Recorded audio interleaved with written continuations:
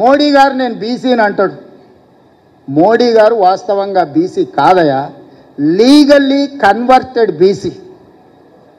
నేను చాలా జాగ్రత్తగా ఈ పదం వాడుతున్నా, లీగల్లీ కన్వర్టెడ్ బీసీ. 2001 వరకు ఆయన ముఖ్యమంత్రి కానంత వరకు ఆయన కులము గుజరాత్ రాష్ట్రంలో ఉన్నత వర్గాలలో ఉండే. ఆయన ముఖ్యమంత్రి అయినాక ఆ కులాన్ని తీసుకొచ్చి బీసీలో కలుపుకున్నాడయా చట్టం చేసి. ఆయన పుట్టుకతో బీసీ కాదు, నరేంద్ర మోడీ గారు పుట్టుకతో బీసీ కాదు, పుట్టుకతో ఉన్నత కులము. కానీ 2001లో ఆయన ముఖ్యమంత్రి అయిన తర్వాత ఆయన కులాన్ని తీసుకొచ్చి బీసీ కులాలలో కలిపి మీ దాంట్లో ఇత్తేసి పొత్తుగూడిండు. ఇక మీ ఇష్టం, ఆ పైన మీ ఇష్టం. ఆయన కుర్చీలో నేను బీసీని ఉన్నా కదా మీకు అందరికి ఎందుకు అంటుండు.